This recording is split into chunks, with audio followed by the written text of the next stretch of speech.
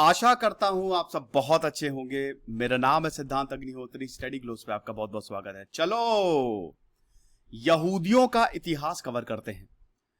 अभी Israel Palestine conflict चल रही है। मैंने बहुत सारे लेक्चर्स बनाए हैं। कल मैंने पैलेस्तीन और भारत के रिलेशंस पे लेक्चर बनाए, आई होप आपने देखा होगा। आज हम इतिहास कवर करेंगे, हिस्ट्री ऑफ ज्यूस। ये लेक्चर लंबा होगा, लेकिन आपको एक चीज बता दूं कि ये बहुत इंपॉर्टेंट है। ज्यूज की हिस्ट्री बहुत ही कॉम्प्लिकेटेड है, लेकिन मैं बहुत आसान भाषा में आपको समझाऊंगा, मजा आ जाएगी। यहूदी इस दुनिया में सबसे टैलेंटेड कौम है। अगर आप नोबेल प्राइज उठा के देखेंगे 40 to 50% आपको यूज ही मिलेंगे यहूदी, या उनसे रिलेटेड होंगे वो। यहूदी और पारसीज ये तो बहुत टैलेंटेड है। ज्यूज का खुद का पैसा है, बहुत मेहनत की उन्होंने, लेकिन 2000 साल से इनको मारा जा रहा है। 1948 के बाद से इनको अपनी जमीन मिली।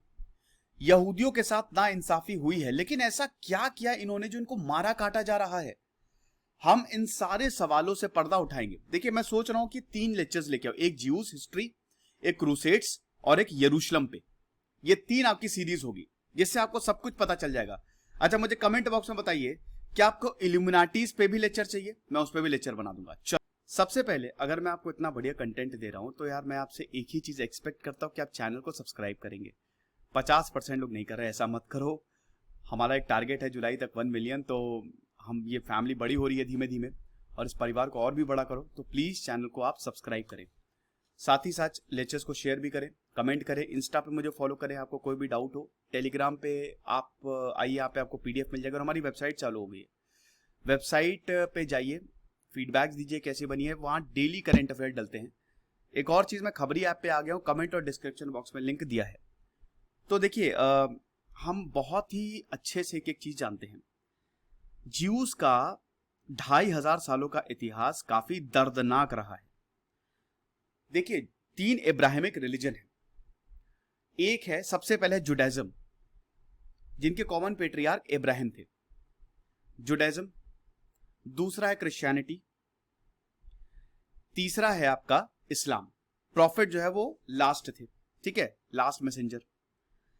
तो हम यहां पे जुडाइज्म सबसे पहले आया। और अगर आप तीनों धर्मों में देखोगे तो बहुत सिमिलैरिटी मिलती है, नामों की भी सिमिलैरिटी मिलती है। जैसे डेविड आपको क्रिश्चियनिटी में भी मिलेगा और यहूदियों में भी मिलेगा, और यही डेविड दाऊद बन गया। सोलोमन डेविड के बेटे, क्रिश्चियनिटी में भी, ज्यूज में तो है ही है, जुडाइज्म में तो है ही है। यही सोलोमन सुलेमान बन गया इस्लाम में। तो काफी ज्यादा सिमिलैरिटी मिलती है।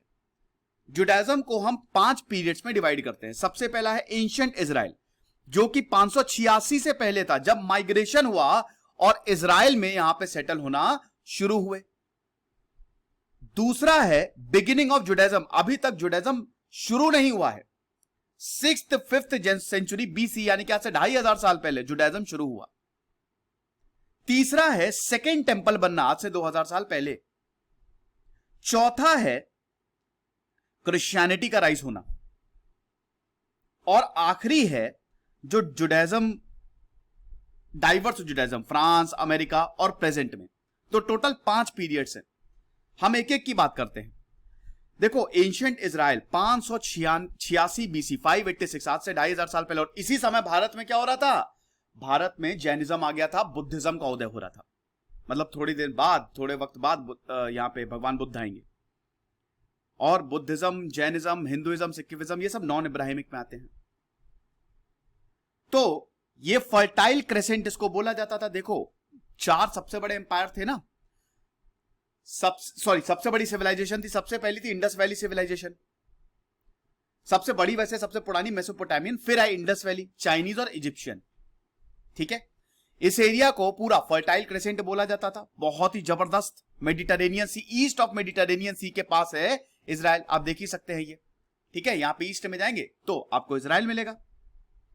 आपके वैसे एंशिएंट हिस्ट्री मैंने कवर की है, इजिप्ट और बेबीलोनिया, और ये पूरा रेगिस्तानी इलाका है।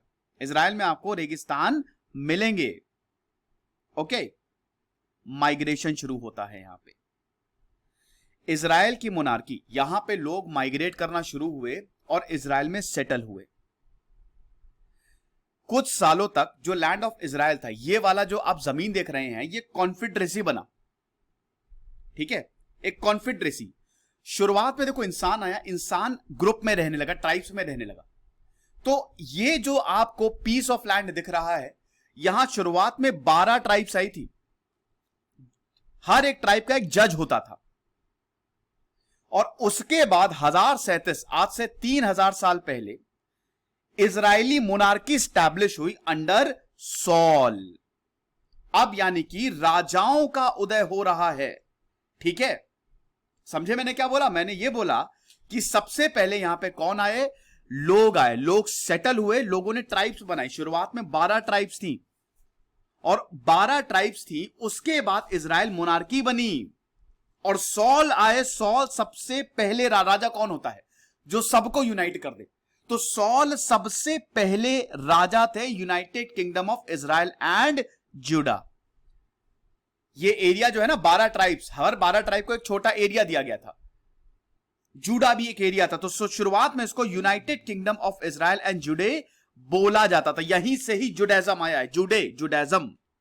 ओके, वेरी गुड, समझ गए आप। और आगे बढ़ते हैं। यह 1037 बीसी की बात है। बहुत बढ़िया, किंगडम फ्लरिश हुआ, लोग बहुत ज्यादा खुश थे। फिर उसके बाद किंग डेविड आए। डेविड ने इस किंगडम को आगे बढ़ाया। उसके बाद डेविड के बेटे सोलोमन आए। तो ये जो राजा है, ये इनका जो लिनेज है वो चलती रही। और डेविड के ही समय में यरूशलेम जो है वो कैपिटल हो गया इजराइल और जुडा की। यानी कि यरूशलेम का इतिहास आज से 3000 साल पुराना है। इसी समय देखो, आपको उस समय भी लोग धार्मिक थे। जुडाइज्म सब पहले जोरास्ट्रियंस भी थे, जोरास्ट्रियंस पर्शियन जोरास्ट्रियंस में आते थे। जुडाइज्म भी उभरा। अब यहां पे लोग पूजा करने लगे। पहला टेंपल बनाया गया Mount Moriah. First temple of Mount Moriah बनाया गया यहां पे यहूदियों ने। आज का जो टेंपल माउंट है ना, वही फर्स्ट टेंपल तब, लेकिन इसको डिस्ट्रॉय कर दिया गया। हो क्या रहा था ना कि देखो, ये इजराइल यूनाइटेड हुआ, लेकिन यहां पे जो ट्राइब्स थी वो आपस में ही लड़ भिड़ गई, आपस में ही सब लड़ने लगे। और उसके बाद एक सिविल वॉर हो गया। 10 नॉर्थ में जो 10 इजरायली ट्राइब्स थी, उनके बीच में होता है सिविल वॉर। और यहां पे जो जूडा की ट्राइब थी और बेंजामिन 930 बीसी में, इन दोनों के बीच में भयंकर सिविल वॉर हुआ। मतलब 10 ट्राइब्स और जूडा और बेंजामिन की ट्राइब्स, साउथ, नॉर्थ इजराइल और साउथ इजराइल आपस में भिड़ गए। और फिर नेशन बट गया। अब जब नेशन बटेगा तो बाहरी ताकतें अटैक करेंगी। अभी अगर आप एशिया में देखो तो अब यहां पे सिविलाइजेशन खत्म हो रही है, धीमे धीमे एम्पायर्स बनने शुरू हो रहे हैं।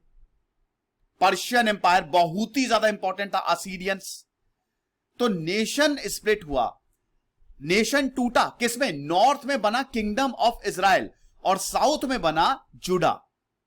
12 ट्राइब्स हैं शुरुआत में, उसके बाद इजराइल बना, फिर एक सिविल वॉर हुआ, ऊपर बना, नॉर्थ में बना किंगडम ऑफ इजराइल और साउथ में बना जूडा। ओके, आगे बढ़ते हैं। बट गए। असीरियंस के टिग्लत पिलेसर, आपने इनका नाम सुना होगा, उन्होंने नॉर्दर्न किंगडम को, ये वाले किंगडम को पूरा जीत लिया।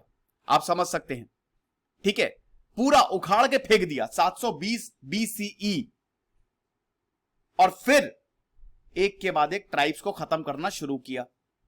उसके बाद है बेबीलोनियंस। बेबीलोनियन आर्मी ने 587 बीसी के आसपास दोस्तों पूरे के पूरे किंगडम को तबाह कर दिया। ये तो बहुत, यार मेरा कंटेंट राइटर थोड़ा सा लेट शुरू हुआ है, चलो ठीक है, मैं एंशिएंट यहीं से कवर करता हूं। ठीक है, पूरे के पूरे किंगडम को खत्म कर दिया। मतलब खत्म इन द सेंस कि जीत लिया। खत्म मतलब देखो भाई, कभी कभी स्लिप ऑफ टंग हो जाएगी, मैं एकदम डूब जाता हूं लेक्चर्स में। फर्स्ट टेंपल जो बनाया था उसको खत्म कर दिया 587 बीसी। ये रिकॉर्डेड अकाउंट है। देखिए कुछ में क्या होगा ना कि आपको कॉन्फ्लिक्टिंग अकाउंट्स मिलेंगे, कुछ रिकॉर्डेड है कुछ नहीं है, कुछ स्पेक्युलेट किया गया है। तो आप थोड़ा सा माइंड ब्रॉड करके चलिएगा। लगभग यही हुआ था। 587 बीसी में पहले मंदिर को, फर्स्ट टेंपल को खत्म कर दिया गया। और फिर लोगों पे, अब यहां से इजराइल यहूदियों का दमन होना शुरू हुआ। यहां पे अब अगले 2500 साल तक यहूदियों को मारा काटा जाएगा। कुछ समय तक पीस रहेगा, फिर मारेंगे। और 2500 साल तक ये लोग इधर उधर घूमे हैं, इनको अपनी ही जमीन से निकाल दिया। बहुत लोग चले गए। जब यहां बेबीलोनियंस ने कब्जा किया तो देखिए इसका यह भी था ना कि यहां पे एक नया धर्म उदय हो रहा था। अब उस समय राजा महाराजाओं का राज था, और राजा महाराजा बिल्कुल भी नहीं चाहते थे कि कोई नया धर्म आए, हमारी अथॉरिटी चले। तो इजराइल उनके लिए एक बहुत बड़ा थ्रेट हो गया था। फिर एक्सपैंड तो करना ही था, तो बहुत लोग इजिप्ट भाग गए, कुछ बेबीलोनियन भाग गए, जो आज का इराक है। बेबीलोनियन आज का इराक है, पता है कि नहीं? मैंने एंशिएंट हिस्ट्री कवर की है। अब जुडाइज्म अगले 1400 सालों तक फोकस में आएगा और इनको मारा जाएगा। कैसे मारा जाएगा? उसके बाद जब बेबीलोनिया में ये सेटल हुए तो वहां पे कुछ ट्राइब्स मिले और उसके बाद अपनी कम्युनिटी बनाई। 586 बीसी के आसपास कुछ लोग बच भी गए थे, ऐसी बात नहीं है, कुछ लोग रहे इजराइल में, लेकिन ज्यादातर लोग भाग गए बेबीलोनियंस, और क्योंकि ये बेबीलोनियन के अंदर आ गया था। फिर हम ये देखते हैं कि काफी समय तक 11वीं सेंचुरी तक बेबीलोनियंस में इनकी पॉपुलेशन ग्रो करती रही। अब हम बात करते हैं पोस्ट एक्साइलिक पीरियड की, 538 से लेकर 332 बीसीई तक। ये सब इसी में ही आपको, चलो अच्छा मैं आगे बढ़ता ही हूं, ठीक है। ये तो देखिए ये 1517 से बात हो रही है, लेकिन मैं आपको पूरा बता रहा हूं।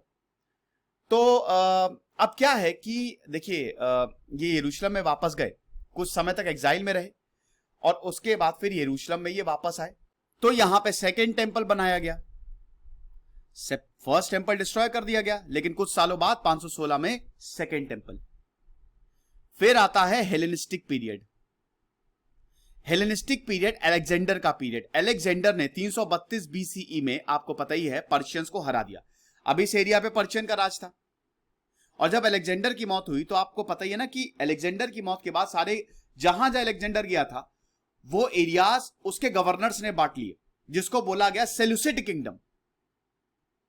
तो जब अलेक्जेंडर ने या इस एरिया को जीता, पर्शियंस को हराया, तो इस एरिया में समझिए ग्रीक कल्चर फैला। इस लेवेंट रीजन में, इजराइल को लेवेंट भी बोलते हैं, ग्रीक कल्चर फैला। और उसके बाद हम ये देखते हैं एक नए किंगडम का उदय हुआ, जिसको बोला जाता है हासमोनियन किंगडम, हासमोनियन डायनेस्टी, 110 से लेकर 63 बीसीई तक। क्योंकि यहां पे जो यहूदी, देखिए यहूदी यहां पे हैं, पहले पर्शियंस रूल करते थे, अब बाद में अलेक्जेंडर ने रूल किया। अब यहां पे जब अलेक्जेंडर के गवर्नर्स रूल करते रहे तो दोनों में बनी नहीं।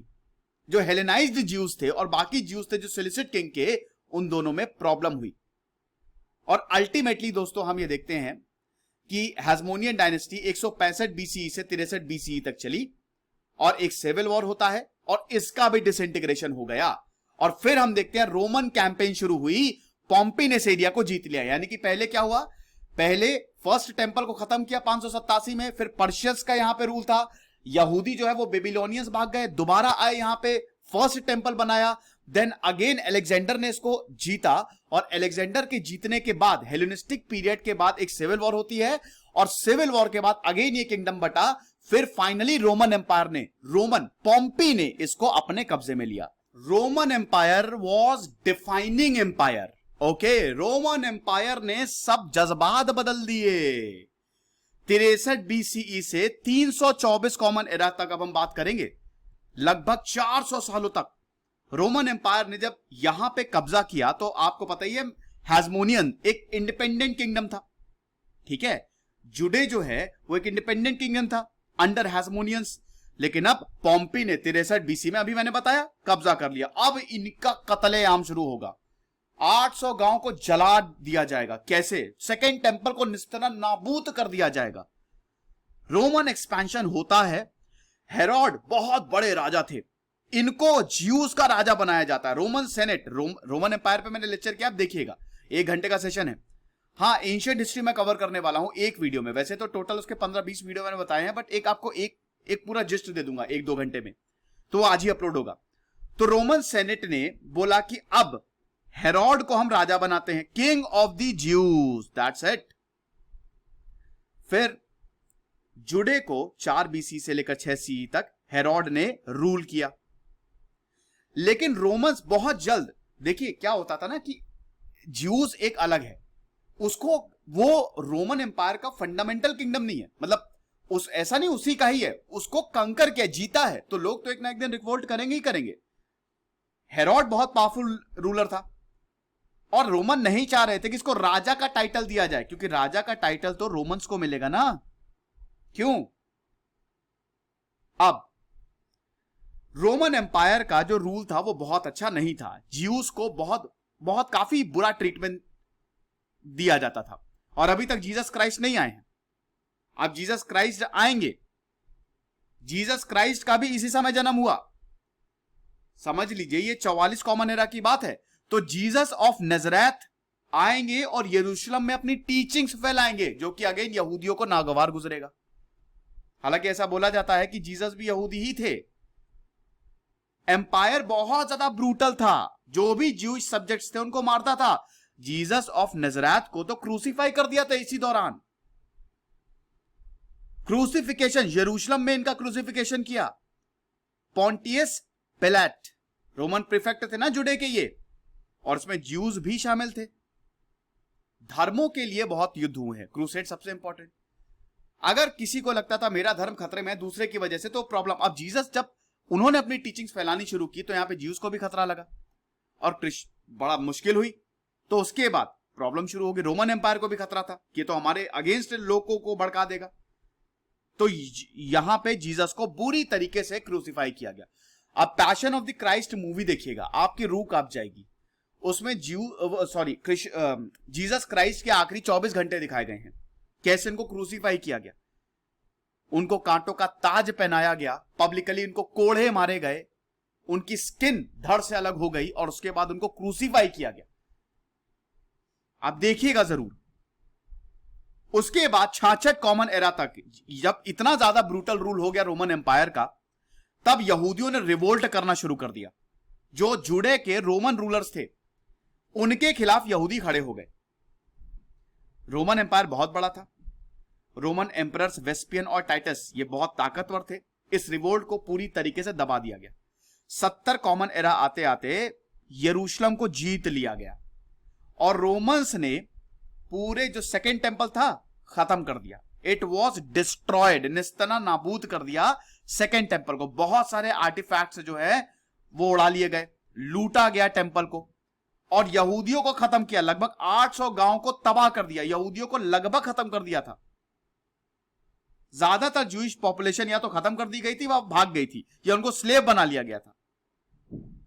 ये रिवोल्ट का वो होता है। बहुत सारे जो यहूदी थे वो इंडिया भी आए थे इसी समय। समझिए कि यहूदी जो है पूरी दुनिया में भागना शुरू किए, क्योंकि अगर यहूदी नहीं भागते तो उनको वहां पे मार डाला जाता।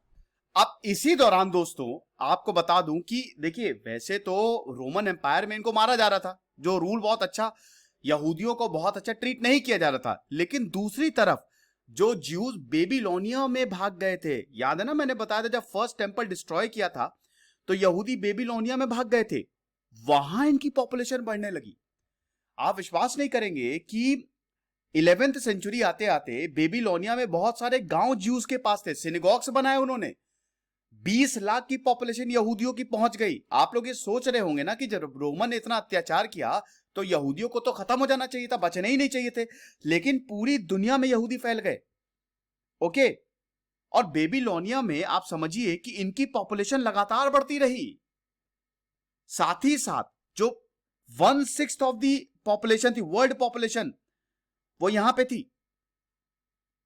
एकेडमी बनाई, सुर एकेडमी, पंबेदिता एकेडमी, ये एकेडमी बनाई गई और यहूदी जो है वो फले फूले। अब इन्हीं एकेडमी से एकेडमिशियंस निकले, दिमाग इनका शार्प हुआ और उसके बाद इन्होंने प्लानिंग करनी शुरू की। ये भी था पैरेलली बाइजेंटीन एम्पायर में। देखिए अब रोमन एम्पायर जो है वो बाइजेंटीन एम्पायर में बट गया, आपको पता ही है। तो अब 324 से लेकर 638 कॉमन एरा तक क्या हुआ, मैंने आपको बताया कि यहूदियों का जो ट्रीटमेंट था वो बहुत अच्छा नहीं हो रहा था। इधर 2000 साल पहले जीसस क्राइस्ट को क्रूसिफाई कर दिया गया। उसके बाद क्रिश्चियनिटी का उदय हुआ, चर्च उदय होने लगे, चर्च बनने लगे। अब जब चर्च बनने लगे ना, तो चर्च की अथॉरिटी राजाओं पे हावी होने लगी। दो धर्म कैसे टिक सकते हैं? एक तरफ थे यहूदी जुडाइज्म, एक तरफ थी क्रिश्चियनिटी। बहुत सारे यहूदियों को क्रिश्चियनिटी में कन्वर्ट करना शुरू किया। तो इसकी वजह से कई बार यहूदियों ने रिवोल्ट किया, लेकिन इस रिवोल्ट को बिल्कुल दबा दिया गया। और ये ऐसे ही चलता रहा। जब जब क्रिश्चियनिटी फैली, तेजी से फैली, यहूदियों का नरसंहार होता ही रहा, उनको मारा जाता रहा। 5th सेंचुरी की शुरुआत में थियोडोसियस आ गए थे, एम्परर। उन्होंने तो ऑफिशियल कर दिया था कि मारो यहूदियों को, पकड़ पकड़ के जहां मिले। उन्होंने एक सेट ऑफ डिक्री, रूल निकाल दिए थे कि ज्यूज के पास कोई स्लेव्स नहीं हो सकते। ज्यूज अपने सिनेगॉग्स, जैसे हमारे मंदिर होते हैं उनके सिनेगॉग होते, सिनेगॉग नहीं बना सकते। ज्यूज और नॉन ज्यू शादी नहीं कर सकते। जैसे हिटलर का न्यूरेमबर्ग लॉ था ना, वैसे ही था जो थियोडोसियस ने बोला था। और अगर कुछ भी करेंगे, इनको कोई बड़ी पोस्ट नहीं दी जाएगी, और अगर इसके अगेंस्ट जाएंगे तो इनको मार दिया जाएगा। ये डिवाइन वर्शिप नहीं कर सकते। यहां तक दोस्तों, इनकी प्रॉपर्टी छीन ली जाती थी उस समय। अगर ये जाते थे, पेनाल्टीज दी जाती थी, सरे आम कोड़े मारे जाते थे। ये ऐसा इनके साथ व्यवहार होता था। ये 5th सेंचुरी आने की बात है, थियोडोसियस ने जब लगातार ये इस तरीके के रूल्स जो है वो पारित किए। तो रोमन एम्पायर, मतलब बाइजेंटीन एम्पायर में भी इनके साथ व्यवहार कोई बहुत अच्छा नहीं हुआ। लेकिन जब इस्लाम का उदय हुआ, तब ये बेटर हुए। यस, इस्लामिक पीरियड जो रहा 638 से लेकर 1099 तक, बाइजेंटीन एम्पायर ने कंट्रोल खो दिया लेवेंट पे। अभी तक लेवेंट पे बाइजेंटीन एम्पायर का कंट्रोल था। बाइजेंटीन मतलब वही रोमन एम्पायर, रोमन की एक ब्रांच थी ना बाइजेंटीन। तो इन्होंने अपना कंट्रोल खो दिया। और फिर उसके बाद इस्लामिक एम्पायर का शुरू हुआ। इस्लाम 632 एडी में आ गया, और आज से 14 साल पहले। और फिर कैलिफेट्स आई। कैलिफ ओमर, खलीफा ओमर ने यरूशलेम को कैप्चर कर लिया, जीत लिया। यानी कि अब यहां पे इस्लाम का उदय हुआ। और ओमर ने ज्यूस को परमिशन दे दी कि तुम यरूशलेम में रहो। 500 सालों बाद दोस्तों फाइनली यहूदियों को अपने अधिकार वापस मिलने लगे। रोमन्स का रूल अच्छा नहीं था, क्रिश्चियंस और ज्यूज में काफी दिक्कतें होती थी। लेकिन यहां पे मुस्लिमों ने बोला कि आप करो, आप लो अपने राइट्स, आप यहां पे रहो। बेबीलोनियंस में ज्यूज फल फूल रहे थे। 650 से लेकर 1250 कॉमन एरा तक बेबीलोनियंस में खूब सारी यूनिवर्सिटी बनाई गई। मैंने अभी बताया, एकेडमीज बनाई गई, जिसकी वजह से ये दोस्तों बहुत इंपॉर्टेंट पीरियड था यहूदियों के लिए। 500 सालों तक इनको मारा गया, लेकिन 600 से 1200 तक ये बहुत फले फूले। हालांकि बीच में भी इनको मारा जाएगा, मारा इनको हर वक्त जाएगा, लेकिन इतनी बुरी हालत नहीं हुई। क्रूसेड्स में इनको बहुत बुरी तरीके से मारा जाएगा। ऐसा बोला जाता है कि मुस्लिम स्पेन जो था 711 से 1031 तक, वो ज्यूस की गोल्डन एज थी। इनको सोसाइटी में एक्सेप्ट किया गया। ये मिडिल एजेस है दोस्तों, 711 से 1031, इनको सोसाइटी में एक्सेप्ट किया गया। ज्यूस का जो कल्चरल और इकोनॉमिक एक्सपेंशन था वो बहुत तेजी से हुआ। बिजनेस जो होता था ना, ये ट्रेडर्स बने, इन्होंने बैंक्स खोले और बहुत तेजी से आगे बढ़े यहूदी इस समय। और खलीफाओं ने भी इनको मतलब राइट्स दिए। सिल्क और स्लेव इंडस्ट्री में भी, कॉमर्स में, साइंस में, बॉटनी में, ज्योग्राफी में, मेडिसिन में, मैथ्स, पोएट्री, फिलॉसफी, यहूदियों का योगदान रहा। जब जब इनको मौका मिला है, इन्होंने अपने आप को साबित किया है। यहूदियों के बारे में यह बोला जाता ना कि ये इनको श्राप है, क्योंकि इनको जमीन और पानी से बहुत ज्यादा प्यार है, बहुत ज्यादा प्यार है। तो ऐसा बोला जाता है कि यहूदी सिंबल से ऑब्सेस्ड है, और अगर इनको जरा सा भी पावर दी जाती है तो ये एक्सपैंड करते हैं, लोगों को मारते हैं, और ये रिलीजियस जो धार्मिक किताबें हैं उनके साथ छेड़छाड़ करते हैं। गोल्डन एज रहा, सब कुछ बढ़िया रहा, लेकिन दोस्तों 11th सेंचुरी आते आते इस गोल्डन एज का खात्मा हुआ।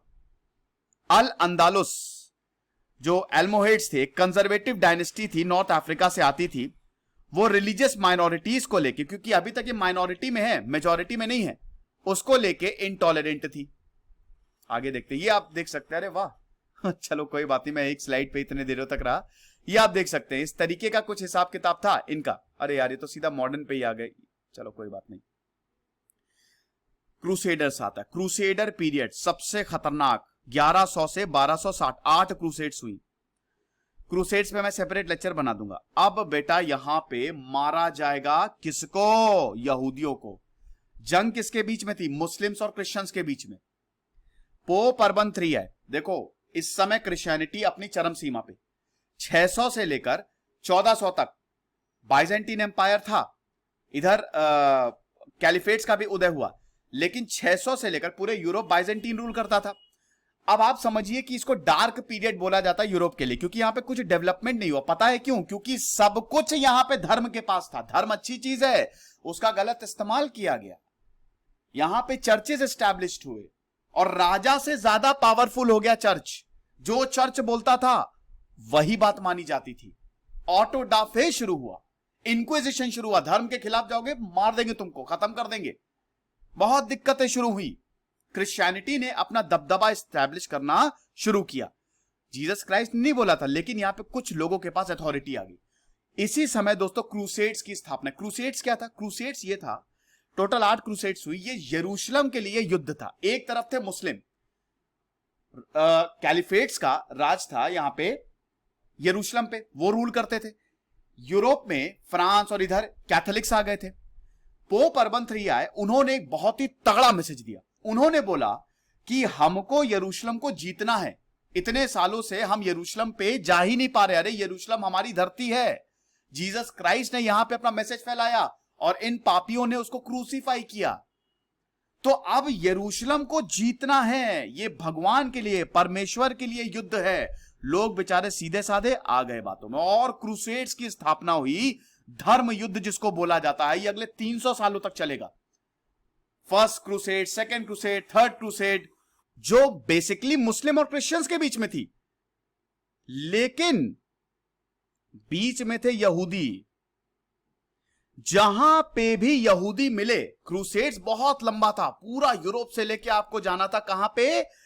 इजराइल। और वो आप समुद्र से तो जा नहीं सकते, आप पैदल जाओगे, घोड़ों पे गए। ये फर्स्ट क्रूसेड में तो इतनी बुरी हालत हो गई थी दोस्तों कि क्रिश्चियंस गए। अब क्रिश्चियंस गए, ना मैप था ना रास्ता मालूम था, वो बस वहां पहुंच गए। पानी तक पीने को, रेगिस्तान वाला एरिया है, पानी भी नहीं पीने को, घोड़ों को मार के उनका खून पिया, घोड़े भी मर गए, घोड़े के पास भी पानी नहीं। क्रिश्चियंस भगवान को, जीसस से पूछ रहे थे कि आप हमारी मदद क्यों नहीं कर रहे हो, हम आपके लिए लड़ रहे हैं।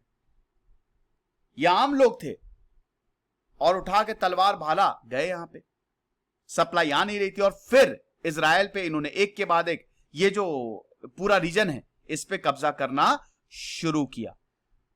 हालांकि क्रूसेड्स अलग है। और बीच में यहूदी मिले, जब जब यहूदी मिले मारा।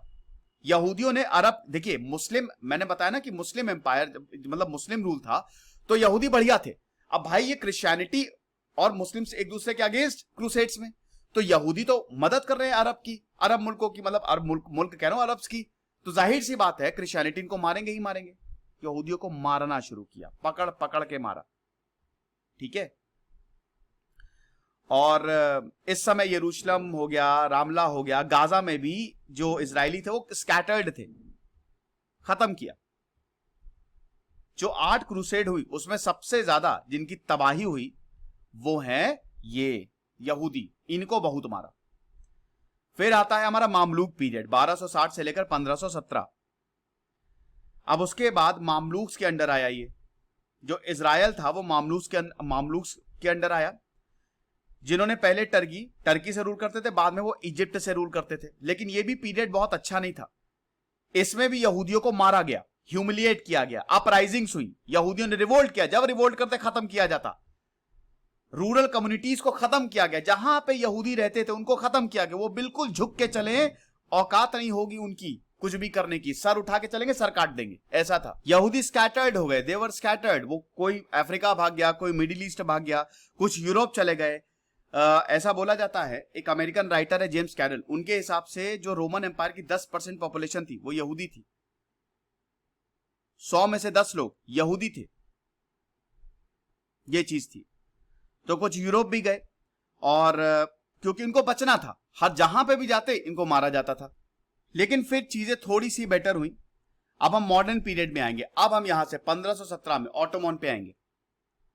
देखिए एक्चुअली क्या था कि 1517 तक ये लोग इधर उधर फैले, लेकिन क्रिश्चियंस जो है इनसे पैसा बहुत कमाते थे। उस समय जो था कि क्रिश्चियंस, यहूदी जो है उन्होंने अपने बैंक्स बना लिए थे, वो मनी लेंडर्स थे, वो पैसा देते, अमीर बहुत ज्यादा थे, ठीक है, ये बहुत मेहनत करते थे, और एक तरीके से मर्चेंट ट्रेडर्स भी यही थे, इधर से उधर ले जाना, हम तुम्हारा सामान ले जाएंगे, बीच में हम कमीशन लेंगे। तो यहूदियों की जरूरत भी थी, लेकिन वही है ना कि जरूरत के साथ साथ इनको बिल्कुल सेकंड क्लास सिटीजन ट्रीट किया जाता था। अब हम ये देखते हैं कि ऑटोमन एम्पायर ने इस रीजन को कैप्चर किया, और इस समय तक दोस्तों ऑटोमन एम्पायर आते आते काफी ज्यूज जो है वो कन्वर्ट हो चुके थे क्रिश्चियनिटी में। उनके पास दो ही ऑप्शन थे, या तो कन्वर्ट हो या फिर एग्जाइल में जाओ। अब ऑटोमन एम्पायर इनके लिए अच्छा था, मैंने बताया ना कि ये लोग पूरा ट्रेड जो है वो देखते थे। तो अब दोस्तों हम ये देखते हैं कि ऑटोमन एम्पायर काफी बेटर था। ऑटोमन एम्पायर ने यहूदियों की रिस्पेक्ट की।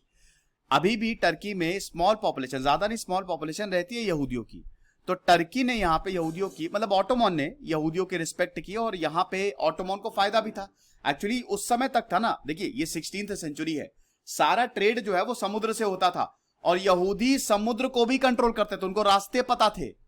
इनको पोर्ट ज्यू बोला जाता था, जो कि पोर्ट्स को कंट्रोल करते थे। तो यहां पे इनका काम भी तो था, इसीलिए ऑटोमन्स ने इसको रिस्पेक्ट दी। साथ ही साथ आपको बता दूं कि 13th 14th सेंचुरी आते आते ज्यादातर यहूदी क्रिश्चियनिटी में कन्वर्ट हो गए। इनके पास दो ही ऑप्शन थे, या तो क्रिश्चियनिटी में कन्वर्ट हो या फिर जाओ यहां से। तो ये क्या करते, बहुत सारे यहूदी जो है वो क्रिश्चियनिटी में कन्वर्ट हो गए।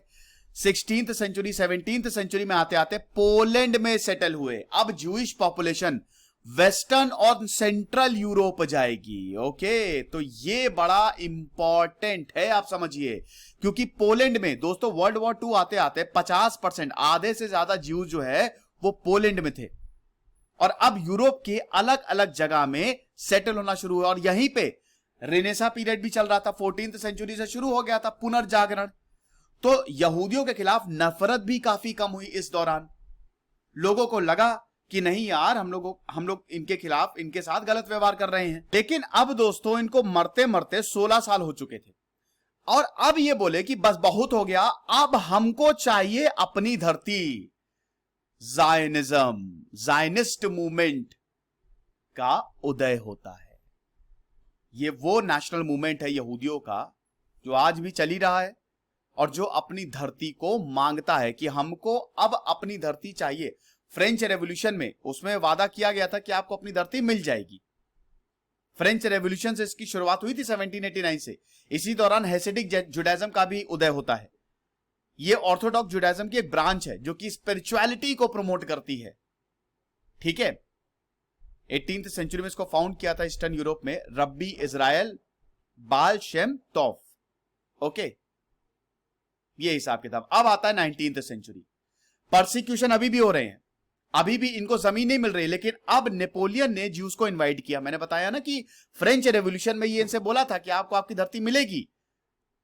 ये चाहते थे कि दुनिया भर में यहूदी फैले हैं, हम सब एक जगह आ जाए, हमारा कंसोलिडेशन हो जाए, क्योंकि जब जब यहूदी यूनाइट रहे हैं तब तब इनका कोई बाल विवाह का नहीं कर पाया है। और लोग थोड़ा सा डरते भी थे यहूदियों से कि अगर ये यूनाइट हो गए तो हमारी बैंड बजा देंगे। अब दोस्तों वही मैंने बताया कि जायनिज्म का उदय होता है। ज्यादातर जो ज्यूज थे वो अमेरिका चले गए।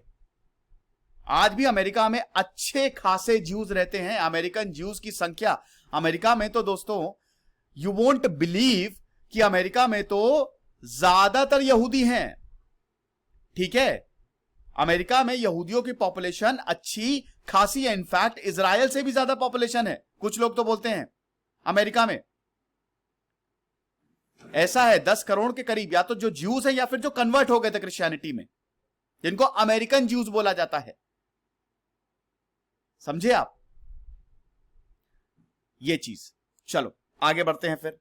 अब क्या हुआ, 19th सेंचुरी आते आते जर्मनी ने अपने ज्यूज को इमेंसिपेट कर दिया, फ्रांस ने ज्यूज को इमेंसिपेट कर दिया, अमेरिका में ज्यूज रहने लगे। लेकिन अभी भी इनके खिलाफ नफरत कम नहीं हुई। रशिया ने पोग्राम चलाया, रशिया में जो ज्यूज थे उनको मारा। ऐसा बोला जाता है कि जितना हिटलर ने नहीं मारा उतना तो रशिया ने यहूदियों को मारा है। पोग्राम चलाए जाते थे, जहां पे भी मिले ये मारो इनको। रशिया ने यहूदियों को इमेंसिपेट करने से मना कर दिया। तो इसको देखते हुए 20th सेंचुरी में आता है जायनिज्म, मॉडर्न जायनिज्म का उदय होता है।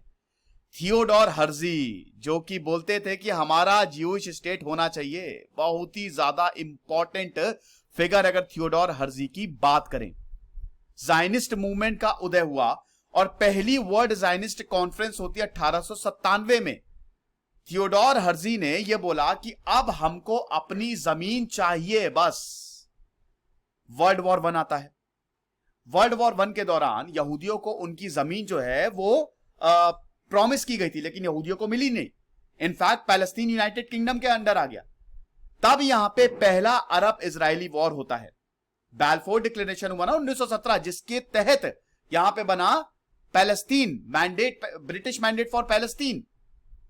तो यहूदियों को वर्ल्ड वॉर 1 के बाद भी उनकी जमीन नहीं मिली और पैलेस्टीनियंस जो थे वो बहुत टाइम से रह रहे थे। ठीक है, अब इनको जमीन चाहिए। यहूदियों ने जमीनें खरीदना शुरू की, जो अमीर यहूदी थे पैलेस्तीन में। वर्ल्ड वॉर 2 देखिए, इसी दौरान आपको पता ही है कि पोलैंड में आधे से ज्यादा यहूदी पोलैंड में रहते थे। अमेरिका और यूरोप में पोलैंड में बहुत ज्यादा यहूदी थे। लेकिन दोस्तों फिर कुछ ऐसा होता है जो किसी ने भी एक्सपेक्ट नहीं किया था। यहूदियों के और दुनिया के इतिहास का सबसे काला chapter, persecution of Jews, Jewish Holocaust. जैसे ही हिटलर 1933 में सत्ता में आया, हिटलर ने न्यूरेमबर्ग लॉज लागू किए। हिटलर ने यहूदियों को टारगेट किया। मैंने बहुत सारे इस पे लेक्चर्स लिए, आप देख लीजिएगा। उन्होंने बोला कि यहूदी जो है वो एक अलग ही रेस है। रेस एथनिसिटी के नाम पे यहूदियों को मारा जाने लगा। वर्ल्ड वॉर 2 खत्म होते होते कॉन्सेंट्रेशन कैंप बनाया गया। हिटलर का एक ही मकसद था, यहूदियों को हमको जड़ से मिटाना, इनकी नस्लें आगे बढ़नी नहीं चाहिए। कॉन्सेंट्रेशन कैंप में ऑश्विट्ज सबसे इंपॉर्टेंट था। भर भर के यहूदियों को रखा जाने लगा, गैस देके ज्यादातर लोगों को मार दिया। फाइनल सोल्यूशन, टोटल 60 लाख यहूदियों को खत्म कर दिया गया। देखते ही देखते यहूदी खत्म, निस्तना नाबूद हो गए, बुरी हालत। और यह हिटलर ने किया। कुछ यहूदी बच गए थे। इसके बावजूद जो पूरी दुनिया में यहूदी थे, अब उनको पता लग गया, अब अगर हम एक नहीं, अभी नहीं तो कभी नहीं। तो यूनाइटेड नेशंस उस समय बना था, तो यूनाइटेड नेशंस के ऊपर प्रेशर बनाया। और जब यूनाइटेड नेशंस के ऊपर प्रेशर बनाया, तब यूनाइटेड नेशन एक रेजोल्यूशन लेके आया कि इतना एरिया पैलेस्तीन का, इतना एरिया इजराइल का। लेकिन यह भी अरब मुल्कों को पसंद नहीं आया। इजिप्ट, लेबनान, सीरिया, इराक की आर्मी ने फिर यह बोला कि हम एक भी इंच जमीन इजराइल को नहीं देंगे, यहूदियों को नहीं देंगे। इन्वेड कर दिया। पहला अरब इजरायली वॉर होता है 1948 में। किसी ने भी नहीं सोचा था दोस्तों, सबको लग रहा था अरब मुल्क खत्म कर देंगे यहूदियों को, लेकिन ये ज्यूज जीत गए। 1948 अरब इजरायली वॉर को यहूदी जीत गए। कमाल हो गया। ठीक है, ये तो चलिए ये आपको बता दो कि ये रिलीजियस एफिलिएशंस हैं। 75% जो है दे आर जूइश, इजराइल की बात है ये। ठीक है, बाकी आप देख ही सकते हैं। कोर जूइश पॉपुलेशन अभी अगर आप देख सकते हैं तो ये देख, सबसे ज्यादा तो इजराइल में ही रहते हैं। फिर उसके बाद अमेरिका में सबसे ज्यादा, अमेरिका में लगभग इजराइल से भी ज्यादा ज्यूज अमेरिका में रहते हैं। फिर कनाडा, यूरोप में ज्यादातर रहते हैं। पोलैंड में सबसे ज्यादा यहूदी थे, तो हिटलर ने सबसे पहले पोलैंड को इन्वेड किया। वर्ल्ड वॉर 1 जब पोलैंड के ही इन्वेजन से वर्ल्ड वॉर 1 शुरू हुआ ना, तो उसके बाद देखिए ये अरब इजरायली वॉर हुआ। फिर होता है आपका 6 डे वॉर 1967 में। अब 6 डे वॉर में दोस्तों, अब मुझे नहीं पता इसमें, चलिए तो पॉपुलेशन ग्रोथ दी हुई है, अभी डेमोग्राफी हम देखेंगे। 6 डे वॉर में हम ये देखते हैं कि यहूदियों ने और बड़ा एरिया कब्जा लिया। यहां पे इजराइल के पास लगभग इधर गाजा और वेस्ट बैंक, जो पैलेस्तीनियों के पास थोड़ा मोड़ा एरिया था भी, वो भी चला गया। गाजा चला गया इजिप्ट के पास, वेस्ट बैंक चला गया जॉर्डन के पास। तो अब इजराइल के पास और बड़ा एरिया, यानी कि जो इजराइल इतने सालों से, 2000 सालों से अपनी जमीन की मांग कर रहा था, वो जाके उसको 1948 में मिली और 1967 में फाइनली उसके पास अच्छी खासी जमीन आई। ओके, अब उसके बाद दोस्तों फिर एक युम किपर वॉर होता है 1973। इसमें ना पैलेस्तीन को, देखिए अरब मुल्क नहीं चाह रहे थे कि इजराइल को इतनी सी भी जमीन दे, वरना पैलेस्तीनियंस कहां जाएंगे। लेकिन जब जब अरब मुल्कों ने हमला किया है इजराइल पे, इजराइल जीता है। तो आप ये समझिए कि 1967 बहुत ही इंपॉर्टेंट वॉर था, जिसमें इजिप्ट से भी सिनाई पेनिनसुला छीन लिया था। 6 डे वॉर पे मैंने पूरा सेपरेट लेक्चर लिया, आप देखिएगा। फिर दोस्तों इजिप्ट के अनवर सादत ने इजराइल को पहली बार रिकॉग्नाइज किया और 1980 आते आते इजराइल को पहला अरब कंट्री इजिप्ट बना। अनवर सादत ने इजराइल को रिकॉग्नाइज किया और अनवर सादत को इसके लिए नोबेल पीस प्राइज मिला। लेकिन दोस्तों अगले ही साल 1982 आते आते अनवर सादत को इसीलिए मार दिया गया क्योंकि आपने इजराइल को रिकॉग्नाइज किया। देखिए, जब तक इजराइल पैलेस्तीन दोनों में लिबरल नहीं आएंगे तब तक कोई शांति नहीं होगी। फिर दोस्तों 1987 में अब देखिए अलग हिसाब किताब हो गया। अब इजराइल को अपनी जमीन मिल गई जो इजराइल इतने टाइम से मांग रहा था, लेकिन अब अलग तरीके का वॉरफेयर शुरू हो गया है। अलग तरीके का वॉरफेयर कैसे शुरू हो गया? पैलेस्टीनियन लिबरेशन ऑर्गेनाइजेशन का पीएलओ का उदय हो गया 1960 में। अब इसने बोला कि हम पैलेस्तीन को आजाद कराने के लिए, क्योंकि इजराइल लगातार बढ़ता जा रहा था इस एरिया में, है ना, मैं आपको दिखा दे रहा हूं, ये मैप में आप देखिए ना पीछे, और ये रहा, ठीक है ना, ये इजराइल, तो ये आपका वेस्ट बैंक, ये है गाजा। तो ये पूरा का पूरा एरिया हमारा है। तो इसके लिए यासिर अराफात जो कि पीएलओ के थे वो लगातार लड़ रहे थे। लेकिन बाद में यित्ज़हाक राबिन है, यित्ज़हाक राबिन जो थे वो इजराइल के शानदार प्राइम मिनिस्टर थे। 1993 में उन्होंने पैलेस्तीन के यासिर अराफात को सामने बैठाया और बोला कि तुम पैलेस्तीन ले लो, हम दोनों साथ में एग्जिस्ट करेंगे। तो ये वेस्ट बैंक और गाजा ये दे दी पैलेस्तीन को और ये पूरा हो गया, ये टू स्टेट सोल्यूशन एक तरीके से ये हो गया किसका? इजराइल का। लेकिन यित्ज़हाक राबिन को भी मैंने बताया ना, कट्टरपंथ इजराइल में भी इस समय, पैलेस्तीन में भी इस समय है। अभी जो सवाल ये है यरूशलेम का क्या स्टेटस है? यरूशलेम अभी भी ना इजराइल के पास है ना पैलेस्तीन के पास है। तो अभी सवाल ये है कि इस पूरे एरिया पे रूल किसका होगा। अब जो लोग बोलते हैं कि ये पैलेस्तीन अलग है इजराइल अलग है, तो आप ये समझिए कि उन लोगों को मार दिया जाता है या फिर उनको हटा दिया जाता है। क्योंकि जो इजराइल में कट्टरपंथी हैं वो बोलते हैं पूरा एरिया हमारा ये है, और पैलेस्तीन के जो कट्टरपंथी वो बोलते हैं पूरा एरिया ये है हमारा। तो एक तरीके से टू स्टेट सोल्यूशन अभी निकल ही नहीं रहा है और इसी वजह से इतना हत्याकांड चालू है। तो अब हुआ क्या कि ये इजराइल के पास आ गया। अब 1993 में पैलेस्तीन को भी रिकॉग्नाइज कर लिया वेस्ट बैंक से, और गाजा से पैलेस्तीन की सरकार ऑपरेट होती थी। लेकिन 1987 में हमास का उदय होता है जो आज सबसे प्रॉब्लम कर रहा है। हमास ने बोला ये जो क्योंकि देखिए यासिर अराफात पीएलओ बाद में फतेह हो गया, यासिर अराफात जो हैं ये तुम्हारे नुमाइंदे हैं ही नहीं, हमास बोलता था। इन्होंने तो इजराइली से जाके यहूदियों से समझौता कर लिया है, और यहूदी यही जो चीज है यही इजराइल के यहूदी भी बोलते थे कि यित्ज़हाक राबिन ने तो ये जो लिबरल्स हैं ये तो पैलेस्तीन के साथ समझौता कर रहे हैं, ये ना चौलबे। तो उसके बाद दोनों में हमास और इजराइल में फिर से, क्योंकि यित्ज़हाक राबिन को खत्म कर दिया, दोबारा से 2000 के बाद दोबारा से दोनों में वॉर शुरू हो गई। और इस बार फतेह तो पॉलिटिक्स में आ गई, हमास था। 2006 में दोस्तों इलेक्शन हुए, पैलेस्तीन में इलेक्शन हुए, हमास जीत गया और पैलेस्तीन के अंदर ही हमास और फतेह में सिविल वॉर हो गया। 2006 के बाद वेस्ट बैंक पे जो कब्जा है, मतलब वेस्ट बैंक जो रूल करता है वो है पैलेस्तीन, और गाजा स्ट्रिप पे हमास है, ठीक है। तो अभी जो प्रॉब्लम है वो इस गाजा स्ट्रिप में ही है। हमास को ज्यादातर देश इंक्लूडिंग इजराइल मिलिटेंट ऑर्गेनाइजेशन मानता है। तो अभी जो यहूदियों का स्टेटस है वो ये है कि आप देख सकते हैं कि यहूदी जो है वो रह रहे हैं कहां पे? ज्यादातर यूरोप में, अमेरिका में, ये है ना, और इजराइल में सबसे ज्यादा। और अभी स्टेटस ये है कि अभी पूरी दुनिया तो अब, क्योंकि इजराइल अब बहुत ज्यादा ताकतवर हो गई, यहूदियों को ये तो पता है कि 2000 साल से आप देख सकते हैं, ये देख लीजिए कहां कहां रह रहे हैं, ठीक है, पॉपुलेशन है। ये पता है यहूदियों को कि अगर हम अपने आप को ताकतवर नहीं करेंगे तो हमको फिर से मारा जाएगा। तो इसीलिए उन्होंने अपने आप को इतना ज्यादा ताकतवर बना लिया है, इतना ज्यादा। एल्बर्ट आइंस्टीन भी तो भैया यहूदी थे ना, आप देख लीजिए ज्यादातर लोग यहूदी आपको मिलेंगे, इनके पास भी नोबेल प्राइज है, सब के सब यहूदी।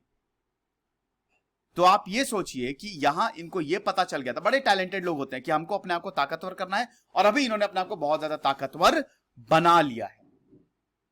लेकिन बात यही है कि इजराइल की जमीन की चाह बढ़ती जा रही है, गाजा पे वो कब्जा करेगा, वेस्ट बैंक पे वो कब्जा करेगा, और गाजा में अभी आप देख ही रहे हैं क्या हत्याकांड चलाया हुआ है। पॉपुलेशन ग्रोथ आप देख रहे हैं लगातार 1948 से यहूदियों की बढ़ती गई है और अभी भी बढ़ती जा रही है, ठीक है, ये देख सकते हैं आप, ठीक है। ये 1880 से जो पॉपुलेशन एस्टीमेट है, ये थोड़ा डिप आया था लेकिन 2014 में फिर से बढ़ रही है। तो अभी फिलहाल स्टेटस ये यहूदियों का कि उनको अब पूरी दुनिया में बहुत ही रिस्पेक्टफुली ट्रीट किया जाता है। उनको जमीन चाहिए थी, उनको जमीन मिल गई, लेकिन अब वो जमीन की चाह में और ज्यादा एक्सपैंड कर रहा है। अब पैलेस्तीन कहां जाए? तो इसका सोल्यूशन यही है जो अभी इजराइल में हो रहा है। इसके जो रूट्स है ना, वो हिस्ट्री से आप ट्रेस कर सकते हैं कि इतिहास में यहूदियों के साथ इतना अन्याय हुआ है कि उनको भरोसा ही नहीं कि कभी भी कुछ भी गड़बड़ हो सकती है। ओके, तो ये चीज है, ये सब आप देख सकते हैं। ये वैसे तो मैंने एक पीपीटी में सब बना, ये लिटरेसी रेट, यहूदी बहुत पढ़े लिखे होते हैं, they are very very very hard working. समझ लीजिए आप कि वो इतना ज्यादा मेहनती होते हैं कि उनको कोई हिला नहीं सकता। वो जरा सी मेहनत करते हैं और दिमाग भी उनका बहुत तेज होता है। वो जरा सी मेहनत करते, पता नहीं क्या क्या। इजराइल इतना छोटा सा देश है ही नहीं, समझ लीजिए। अगर आप देखें तो कहां है, लेकिन दुनिया भर की कंपनीज वहां पे इन्वेस्ट करती हैं। इजराइल की टेक्नोलॉजी बहुत एडवांस है, इजराइल की मिलिट्री बहुत एडवांस है। ये लेक्चर था दोस्तों हिस्ट्री ऑफ ज्यूज पे। आई होप इसमें आपको कोई भी प्रॉब्लम नहीं हुई होगी। मैंने 45 मिनट में पूरी हिस्ट्री समझाने की कोशिश की है। खुश रहिए, पढ़ते रहिए। इधर से सिद्धांत अग्निहोत्री साइनिंग ऑफ।